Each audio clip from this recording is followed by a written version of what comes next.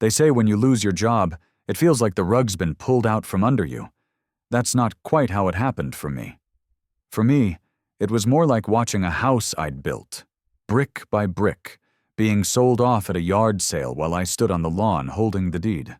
I'd worked at Evershore Solutions for 11 years. Not 12, not 10. 11 exactly. Long enough to know every corner of the office by the sound of my steps on the tile. Long enough that my email was a first-name-only handle. Jacob@eversure.com. Long enough to see 3 CEOs come and go, and to train every single team lead currently sitting in those glass-paneled offices pretending they'd earned it. But none of that mattered the morning Thomas sat me down, hands steepled like some dime store executive guru, and told me they were moving in a new direction. I don't think I even blinked, just stared at his face, clean-shaven, pink-cheeked, probably hadn't worked a single unpaid weekend in his life. He was new, got promoted fast from the marketing side when the board ousted Donna, the only decent executive I'd worked under. Rumor was he closed a few flashy contracts in Q4 and thought he was ready to streamline operations. What that really meant was he wanted to trim anyone who didn't bow when he walked past. And I wasn't one to bow. "Jacob," he said, like we were old friends, "we value your contributions, but your role has become redundant." Redundant. Hell of a word. I helped build the operations model this company still uses. I ran the logistics backend when the system went down in 2018, kept it alive from my laptop during a blackout, even slept on the floor of the office server room once because the backup cooling failed. But now I was redundant. He didn't offer a severance package.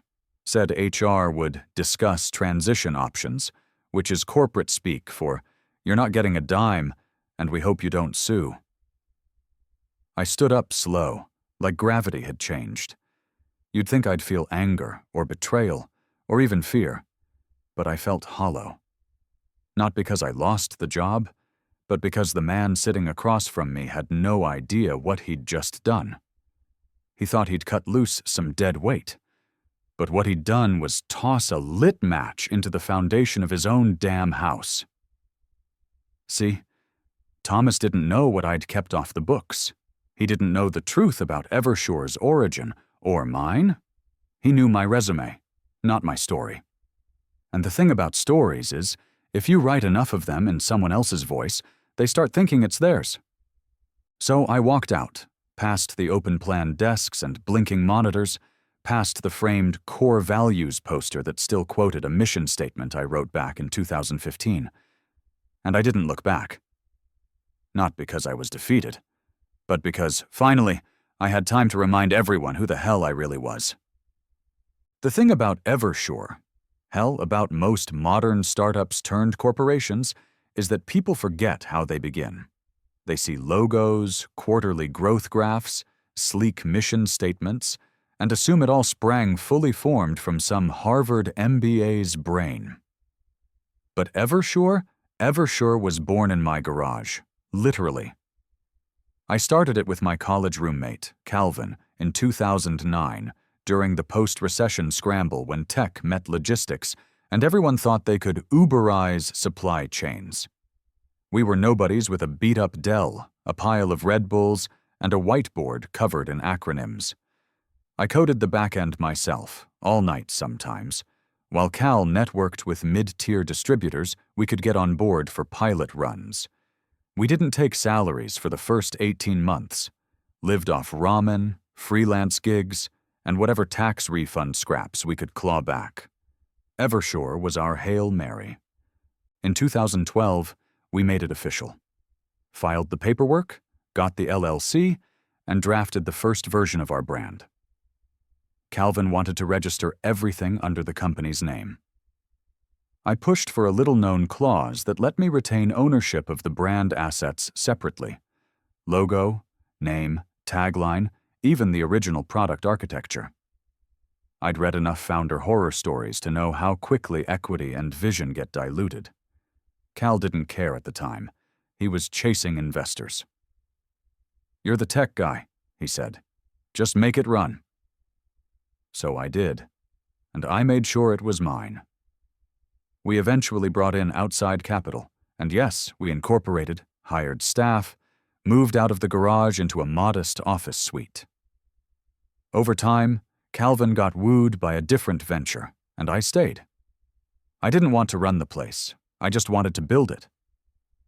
By the time I'd been pushed to director of operations, the board was packed with people who had never seen the original product UI. They didn't know the first version was duct-taped APIs and handwritten Excel imports. They just saw growth. Saw Thomas as a visionary because he could schmooze clients and put together shiny pitch decks.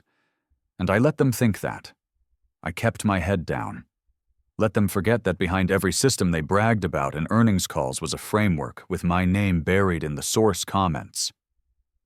After I got canned, I went home to my little 2-bedroom in Pasadena and pulled out the box. Not a metaphorical box, a real one with dusty file folders, flash drives, and the original contracts Calvin and I drafted. I reread the brand license agreement, still notarized, still active. The brand was mine. Not the company, the brand. Legally, Eversure used the name, logo, and visual identity under an indefinite license I could revoke at will. At the time, it seemed like just a hedge against hostile takeovers. Now it was a loaded weapon with a forgotten trigger. And Thomas, he'd just yanked it. He fired the one guy who could pull the pin. I didn't act right away. That's the part people always get wrong in stories like this. They expect revenge to be swift and explosive, like some dramatic courtroom reveal or a viral LinkedIn post that tanks a company overnight. But this wasn't a movie. This was real life, with lawyers and contracts and optics to consider. So I spent a week doing what Thomas never would have expected. I planned. Quietly, methodically. I pulled up every public-facing document that referenced the Eversure brand. Marketing decks, press releases, vendor partnerships. All of them used the logo I designed, the tagline I coined. Clarity in every chain. Still printed on the building's glass door. Still on the footer of every email signature. That wasn't just corporate fluff. That was mine. Legally, contractually, mine. I called Calvin first. We hadn't talked in almost 2 years. He'd gone full investor mode. Venture portfolios, board memberships, the whole scene. But he answered on the second ring. I didn't waste time with small talk. "You remember the IP agreement we signed in 2012? I asked. A pause, then a short laugh. "The brand license? Yeah, I remember. You still have it?" I told him I did. Told him what happened. He didn't seem surprised about the firing. "That place has been a mess since Dana left," he said. But when I explained I was planning to revoke the brand license, his tone changed. "You serious?" he asked. "You really want to go to war with them?" I didn't answer at first. Just let the question sit between us. Finally, I said, "They already fired the only reason that brand still meant anything. All I'm doing is taking my name off a lie." I expected him to push back. He didn't. Instead, he said, "If you're doing this, do it right. Let me connect you with my IP lawyer. He's a shark." By the next morning, I was sitting in a downtown office with a guy named Russell, who wore custom suits and smiled like a chess player who already saw the checkmate. We walked through the old contracts. He raised an eyebrow at the clauses I'd insisted on. "You covered your ass well," he said. "They've been skating on this license for years. You have every right to pull it." Still, he warned me it wouldn't be a clean break. There would be litigation threats, PR, spin, attempts to settle. "You're pulling the floor out from under them. They'll scramble." But I didn't want money. Not really. I wanted the name. My name. Not just the logo and the colors, but the integrity that once sat behind them. Eversure had become a buzzword, a shell wrapped around quarterly projections. But to me, it still meant long nights, missed birthdays, the ache in my shoulders from hauling servers into the back of a Prius. I wasn't out to burn it all down. I just wanted to take back what I'd built. And maybe, just maybe, build it again the right way. So we filed the paperwork. And just like that, the clock started ticking. It took 3 days for the cease and desist to reach Evershore's legal department. Another 2 before I got the first call. Corporate counsel, some young associate trying to sound composed while skating on thin ice. "We're hoping there's been a misunderstanding, Mr. Weller," she said, overly polite. I told her there hadn't. She paused, probably hoping I'd flinch, backpedal, offer a compromise. I didn't. "You're using my brand without a valid license. You've got 10 business days to remove it from all public-facing materials or face a formal injunction." I could almost hear her typing, maybe frantically pulling up the contract for the first time since it was buried in a Dropbox folder labeled Old Docs, Legacy IP. She said they'd get back to me.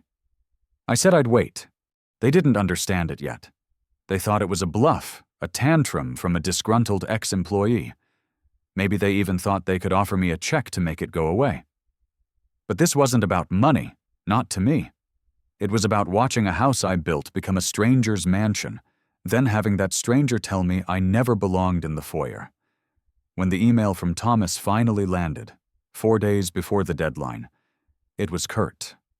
No apology, no acknowledgement. Just a proposed good faith settlement to maintain branding continuity, $200,000 and a generic NDA. I didn't even reply. Just forwarded it to Russell with a 1-line message: "Let them sweat." By the time the 10th business day rolled around, I knew they hadn't done a damn thing. Their website still bore the Evershore name. The logo was still on the app, still printed on invoices, still slapped across investor newsletters. So we filed the injunction. And that's when the walls started to shake. First came the media inquiries. A few trade blogs noticed the sudden takedown notices I'd issued to platforms hosting their materials. Then a mid-tier business columnist caught wind of the IP dispute and ran a headline that made me spit coffee out laughing. "Evershore's identity crisis. Who really owns the brand?"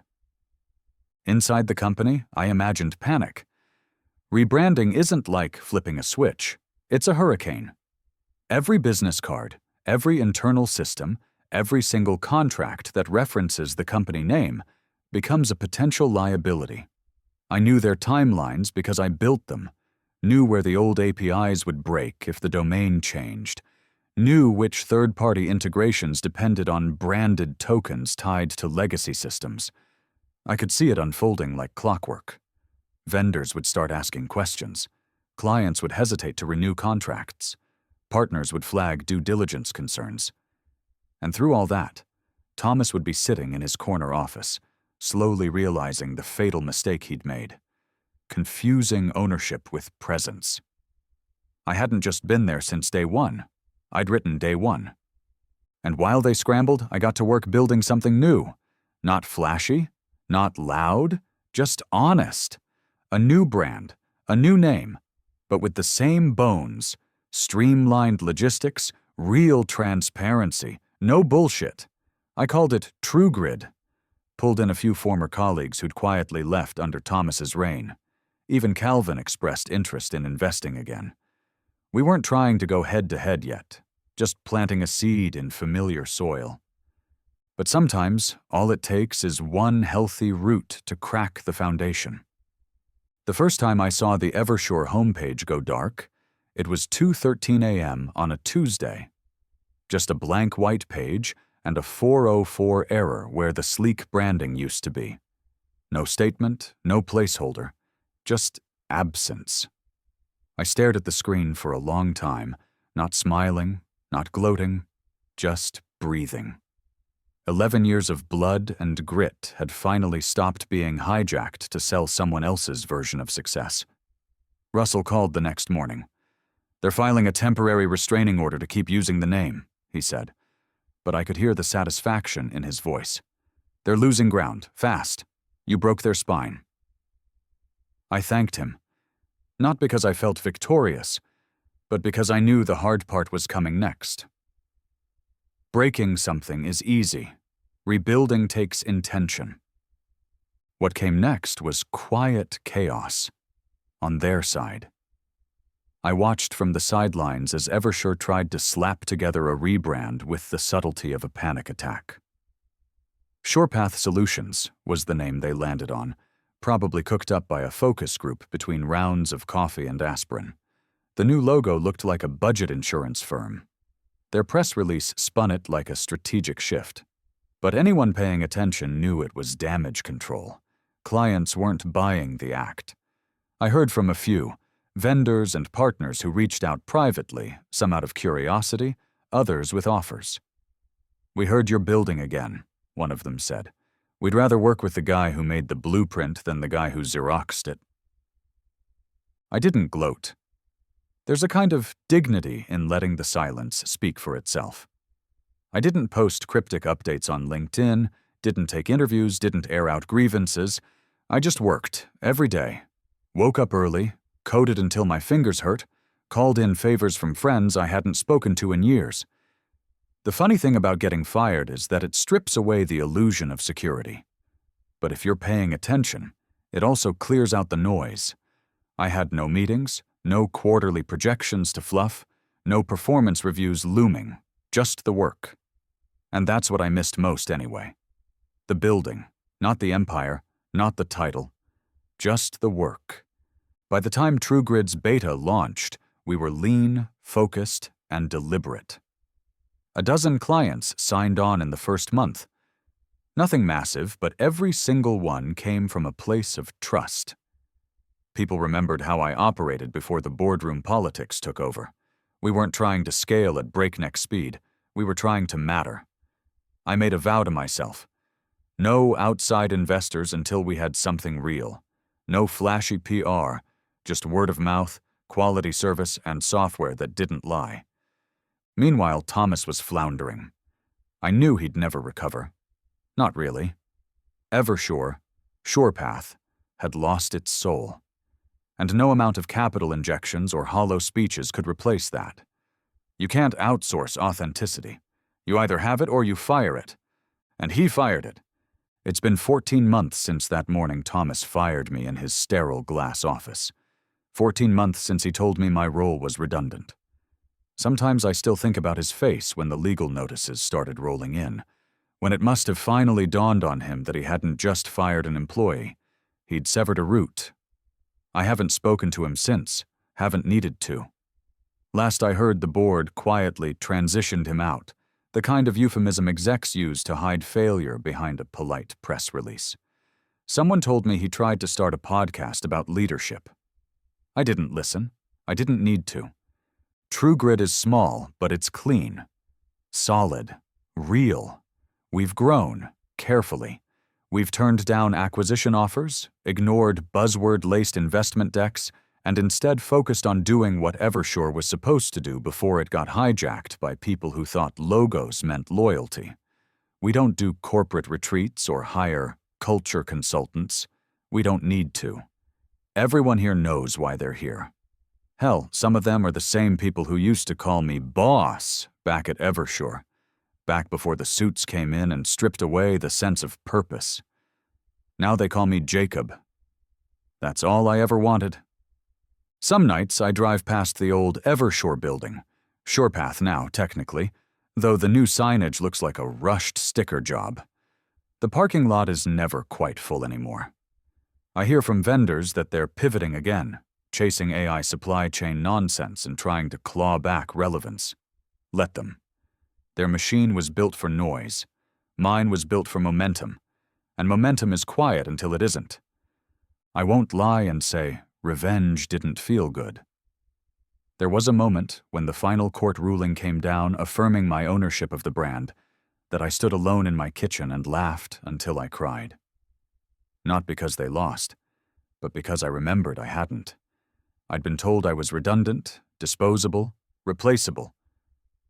But the truth? I was the brand. I was the heart they tried to amputate and still expected the body to breathe. And I'd proved them wrong without shouting. Now, when I walk into the office, a modest floor in a downtown co-working space, No marble walls or espresso bars. I see eyes that don't dart to the clock, don't fear surprise reviews or sudden restructures. I see people doing work, honest, imperfect, gritty work, and taking pride in it. That's what I fought for. Not revenge, not money, legacy. And in the end, that's what Thomas forgot. A brand isn't a logo or a tagline. It's trust, it's consistency, it's the quiet hours no one sees. You can buy visibility, but you can't buy history. You have to earn it. And when someone forgets that, when they fire the man who owns the name on the door, they don't just lose a worker. They lose the story. And I took mine back.